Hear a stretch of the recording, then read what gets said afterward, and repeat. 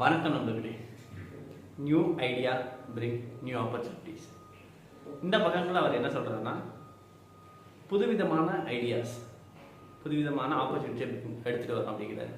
அவர் என்ன சொல்கிறாருன்னா, ஃபஸ்ட்டுலாம் வந்து இந்த அட்வர்டைஸிங் இதெல்லாம் வந்து நியூஸ் பேப்பரில் வந்துட்டு இருக்கோம். ஸோ அதுதான் வந்து பிராண்டிங் பண்ணுறதுக்கெலாம் ஒரு இதாக இருந்துச்சு. கொஞ்ச நாள் கழிச்சு என்ன ஆச்சுன்னா, ரேடியோ அதை வச்சு அட்வர்டைஸிங் பண்ணிட்டு இருந்தாங்க. இப்போ பார்த்தீங்கன்னா டிவி வீடியோவாக பண்ணிட்டு இருந்தாங்க. இப்போ வந்து டிஜிட்டல் இதாகிடுச்சு அட்வர்டைஸிங். ஸோ ஒவ்வொரு புது புது ஐடியாவும் புது புது ஆப்பர்ச்சுனிட்டிஸையும் எடுத்துகிட்டு வருது.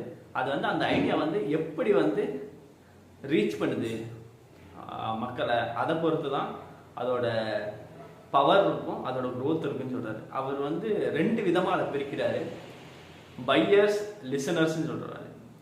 ஒரு சில பேர் வந்து உங்களோட ப்ராடக்டையோ சர்வீஸையோ வந்து எப்போதுமே கேட்டுகிட்டே இருப்பாங்க, ஆனால் அதை வந்து பை பண்ண மாட்டாங்க.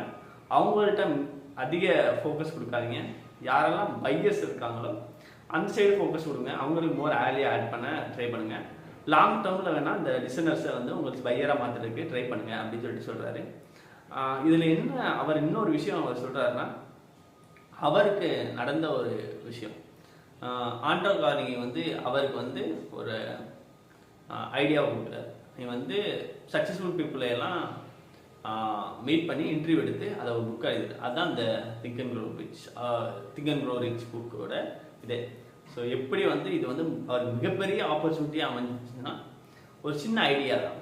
ஸோ அவரும் வந்து ஆண்ட்ரோ கார்னிகி வந்து ஸ்டீல் இண்டஸ்ட்ரியில் அப்படி ஒன்றும் பெருசாக அவருக்கு ஒன்றும் தெரியாது. பட் அவர் அந்த ஐடியா வந்து யார் வந்து நல்லா அந்த ஸ்டீல் இண்டஸ்ட்ரியில் தெரிஞ்சிருக்காங்களோ அவங்களையும் அவரோட ஐடியாவையும் சேர்த்து மெர்ஜ் பண்ணி மிகப்பெரிய ஆப்பர்ச்சுனிட்டியை உருவாக்குறாரு.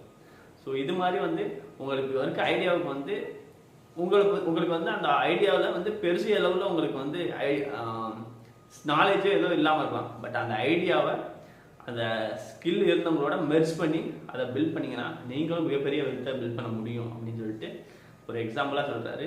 அவர் சொல்கிறாரு, ஒரு நியூ ஐடியாவுக்கு நம்ம ஃபிசிக்கல் பிரெயினை விட, மூளையை விட பயங்கரமான பவர் இருக்குது. ஸோ நியூ ஐடியாவுக்கு அப்படின்னு சொல்லிட்டு இந்த பக்கங்கள் சொல்கிறாரு. ஸோ இதுதான் இன்னைக்கு நான் ஷேர் பண்ண நினச்சது. Thank you so much. Have a great day.